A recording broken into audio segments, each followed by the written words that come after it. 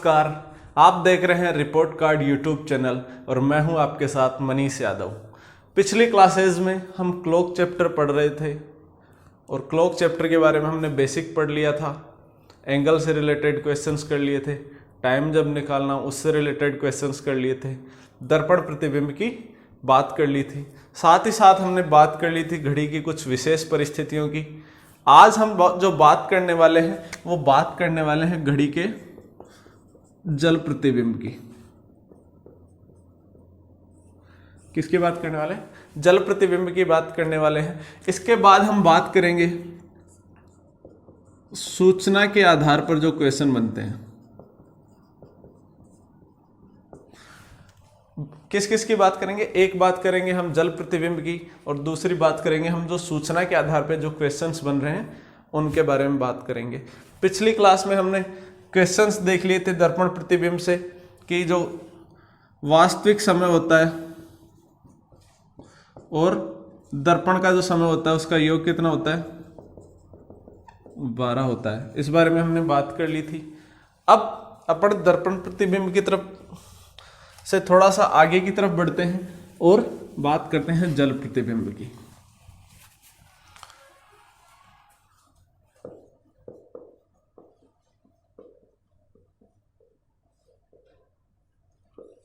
जल प्रतिबिंब के बारे में जब भी हम बात करेंगे घड़ी के जल प्रतिबिंब की, तो बेटा ये ना जो जल प्रतिबिंब होता है वो वास्तविकता में बनता नहीं है। घड़ी का जल प्रतिबिंब संभव नहीं है। क्यों संभव नहीं है? मान लो कोई घड़ी है,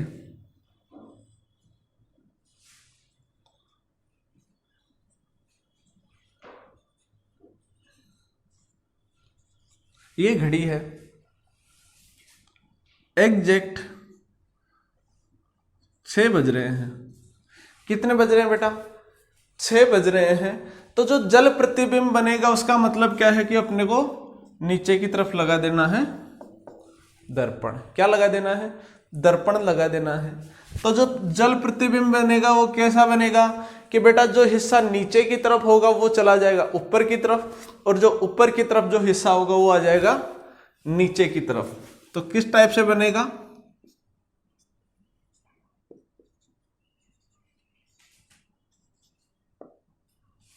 घंटे की सुई तो आ जाएगी 12 पे और मिनट की सुई आ जाएगी 6 पे। बेटा जब घंटे और मिनट की सुई, घंटे की जब सुई 12 पे होगी, एग्जैक्ट 12 पे होगी, तो मिनट की सुई 6 पे नहीं होगी, वो भी एग्जैक्ट 12 पे ही होगी। और अगर मिनट की सुई 6 पे है इसका मतलब है कि घंटे की सुई 12 से आगे की तरफ चल चुकी होगी, 15 डिग्री का कोण बना चुकी होगी। तो जो ये एक्चुअल में बनना तो ऐसा चाहिए था लेकिन बनता नहीं है, ये संभव नहीं है। इसी वजह से संभव नहीं है। रीजन मैंने आपको एक्सप्लेन कर दिया है। अब हमें तो पढ़ना है क्योंकि कॉम्पिटिटिव एग्जाम्स में जल प्रतिबिंब से रिलेटेड क्वेश्चंस पूछ लिए जाते हैं। तो अब देखते हैं, हम बात करते हैं इसके कंसेप्ट की। बेटा जब भी अपन कंसेप्ट के बारे में बात करेंगे ध्यान से समझना है क्योंकि एकाग्रचित होना बहुत जरूरी है। पढ़ाई में एकाग्रचित नहीं है अगर कोई, तो मैं बता दूं कि बेटा सफल होना संभव नहीं है। एकाग्रता बहुत जरूरी है। तो देखो बेटा, मान लो घड़ी में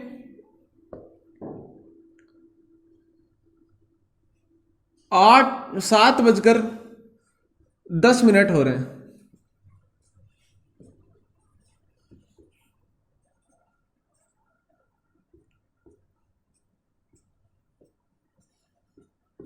कितने हो रहे हैं?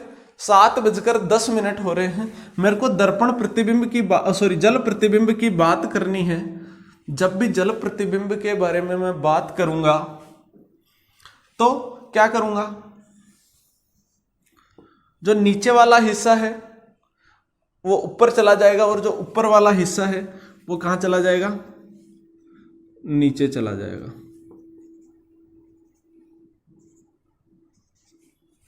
क्या होगा? 2 आ जाएगा, मिनट की सुई आ जाएगी 4 पर, ठीक है, और घंटे की सुई कहां चली जाएगी? 10 पर, सॉरी 11 पर, ठीक है। घंटे की सुई चली जाएगी 11 पे और मिनट की सुई आ जाएगी 4 पर। तो इस प्रकार से जब भी हम जल प्रतिबिंब के बारे में बात करेंगे तो जो ऊपर वाला हिस्सा होगा, बीच में अपन एक स्ट्रेट लाइन ड्रॉ करें, मान लो कोई घड़ी है, इसके बीच में अगर अपन स्ट्रेट लाइन ड्रॉ करें तो जो नीचे वाला हिस्सा होगा वो ऊपर चला जाएगा और जो ऊपर वाला हिस्सा होगा वो कहाँ जाएगा, नीचे आ जाएगा। अब बेटा हर क्वेश्चन में कॉम्पिटिटिव एग्जाम्स में अपने पास इतना समय नहीं होता है कि अपन डायग्राम बना के हर क्वेश्चन कर पाए, ये बिल्कुल बेसिक था, इस वजह से मैंने आपको बताया है। अब बात करते हैं क्वेश्चन किस टाइप से अटेम्प्ट करने हैं अपने को। मान लो कोई क्वेश्चन दे रखा है, क्या दे रखा है मेरे को, कोई क्वेश्चन दे रखा है कि यदि घड़ी में 8:42 हो रहे हैं तो घड़ी के जल प्रतिबिंब का समय क्या होगा। क्या बोल रहा है बेटा, ये बोल रहा है कि घड़ी में 8:42 हो रहे हैं और घड़ी के जल प्रतिबिंब का समय पूछ रहा है, जल प्रतिबिंब का समय पूछ रहा है। तो अपन क्या करेंगे कि बेटा जब भी दो नियम यहां ध्यान से देख लेना कि जब भी समय यदि 1 से 5 के मध्य है तो 6:30 या 5:90 में से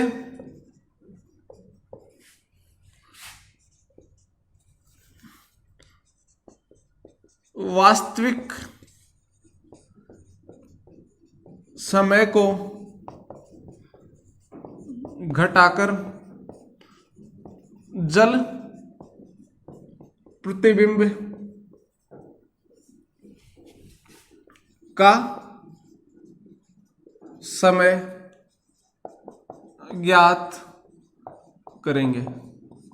पहला नियम क्या बोल रहा है बेटा कि समय जब 1 से 5 के मध्य है तो 6:30 या 5:90 में से वास्तविक समय को घटाकर जल प्रतिबिंब का समय ज्ञात करेंगे। अब बोले सर ये तो दो समय दे दिया आपने, किस में से घटाना है किस में से नहीं घटाना, वो मैंने आपको पिछली क्लास में बताया था कि मान लो 1:40 का समय दे रखा है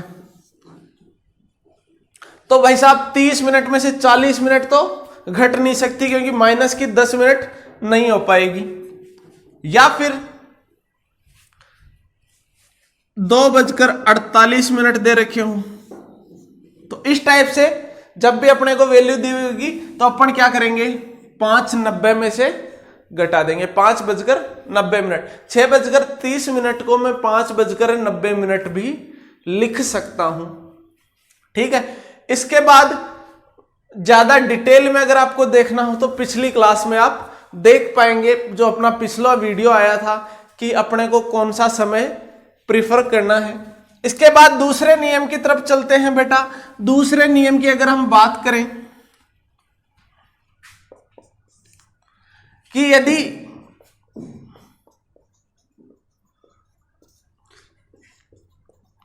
समय 5 से 1 के मध्य हो, क्या हो, समय 5 से 1 के मध्य हो तो 17:90 या 18:30 में से घटाकर जल प्रतिबिंब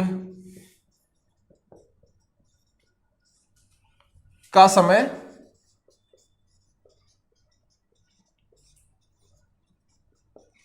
ज्ञात करेंगे।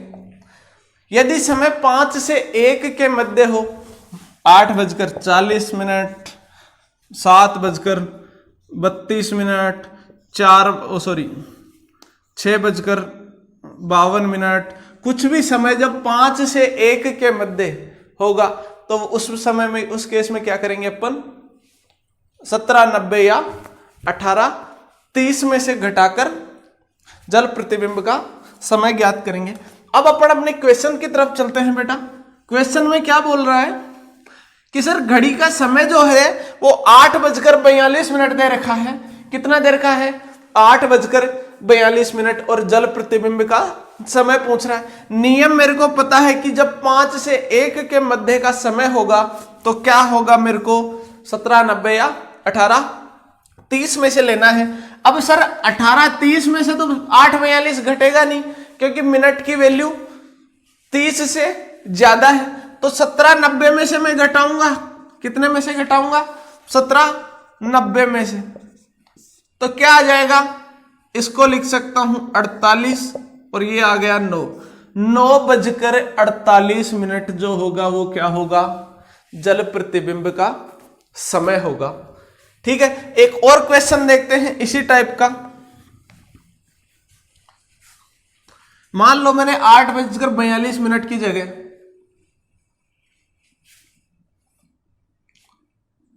2:34 कर दिया। कितना कर दिया? 2:34 कर दिया। तो जल प्रतिबिंब का समय पूछ रहा है। तो अब अपने को क्या पता है कि समय कहां पे है? 1 से 5 के मध्य है। क्या करूंगा? मेरे को दिख गया यहां से मिनट की वैल्यू 30 से ज्यादा है। 5:90 में से घटाऊंगा, 5:90 में से घटाऊंगा तो मेरी वैल्यू क्या आ जाएगी? 2:34। 10 में से 4 गया 6, 8 में से 3 गया 5, 3:56 आ जाएगी। तो इस टाइप के क्वेश्चन जब भी आएंगे, जल प्रतिबिंब से रिलेटेड क्वेश्चन बहुत कम पूछे जाते हैं कॉम्पिटिटिव एग्जाम्स में। आजकल तो क्लॉक से रिलेटेड भी क्वेश्चंस बहुत कम पूछे जाते हैं। तो इस टाइप के क्वेश्चन जब भी आएंगे तो अपने को कोई दिक्कत नहीं होनी चाहिए। अब अपन आगे की तरफ चलते हैं और बात करते हैं घड़ी के जो सूचना के आधार पर क्वेश्चंस दे रखे होते हैं उनके बारे में। उसके बाद देखेंगे किस प्रकार से अपन को क्वेश्चन सूचना के आधार पर दे रखे होंगे। ठीक है बेटा।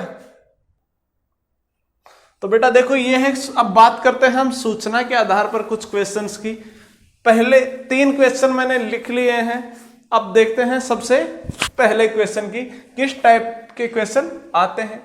यहां जब भी सूचना के आधार पर क्वेश्चंस आएंगे बेटा, तो 2 चीजें अपने को ध्यान में रखनी है। एक, क्वेश्चन को बड़े ध्यान से पढ़ना है और जो आप पढ़ते जाएं उसको नोट डाउन करते रहें ताकि आपको क्वेश्चन करने में आसानी हो। तो ठीक है, इसके बाद देखते हैं पहले क्वेश्चन की तरफ। पहला क्वेश्चन क्या बोल रहा है? पहला क्वेश्चन बोल रहा है कि जयपुर से दिल्ली के लिए हर 70 मिनट में एक बस जाती है। कितने मिनट में जाती है बेटा? 70 मिनट में। इसके बाद क्या बोलता है? राम 8:25 पर बस स्टैंड पहुंचता है। राम किस समय पे पहुंचा? 8:25 पर। किस समय पे? 8:25 पर। तो उसको पता चलता है, क्या पता चलता है कि अगली बस 8:50 पे जाएगी। अगली बस कब जाएगी?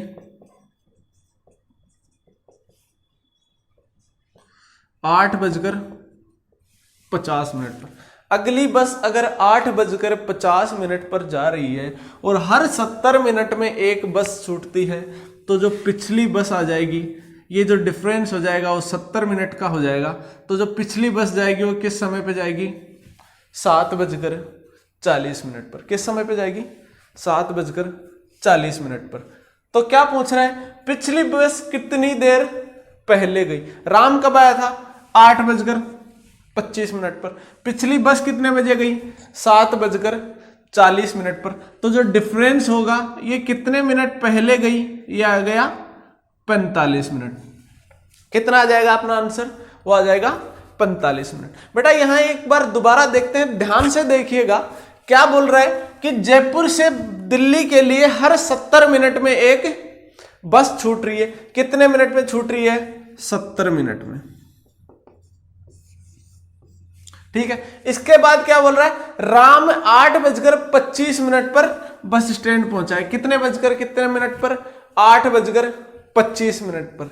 इसके बाद क्या बोलता है कि अगली बस जो होगी वो कितने बजे जाएगी? 8:50 पर। किस समय पे जा रही है बेटा? 8:50 पर जा रही है।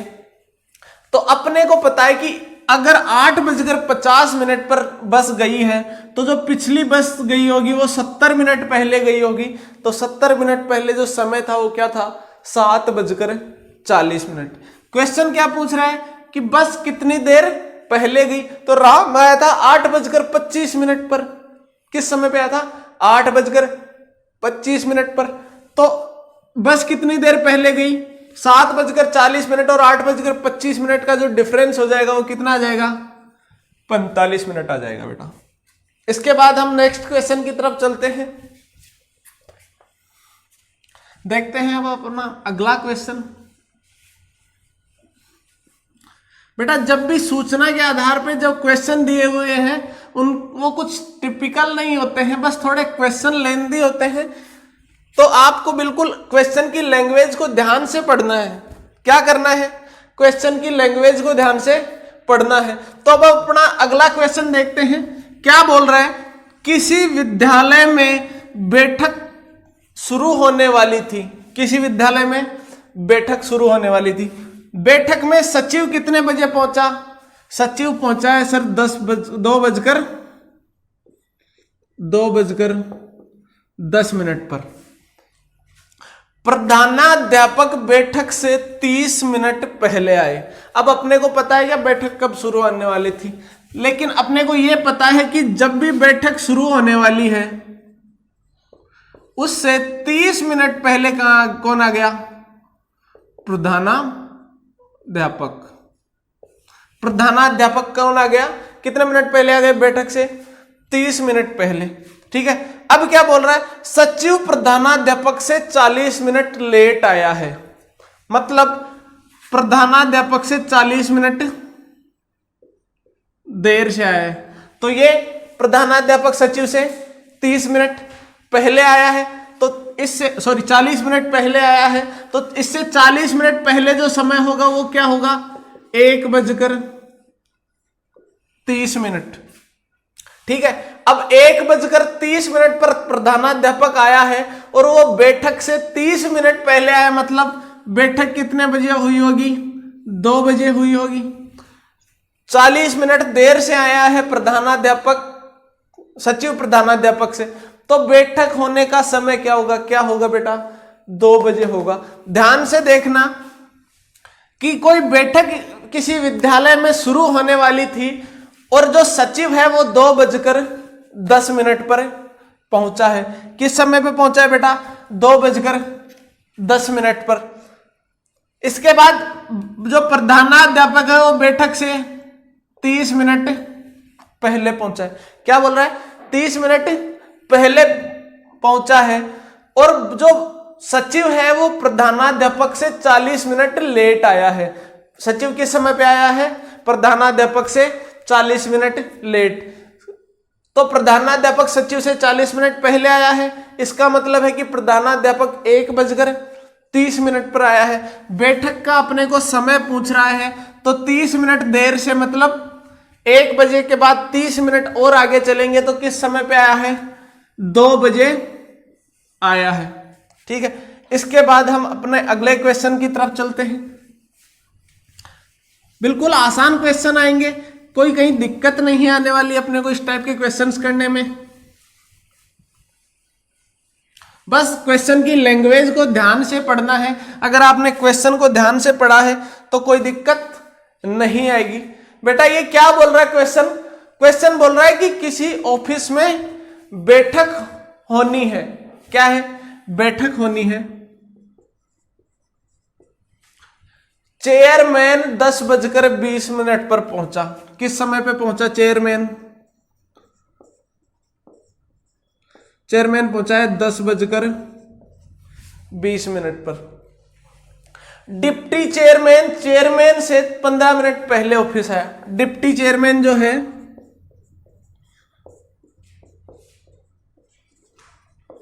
वो चेयरमैन से 15 मिनट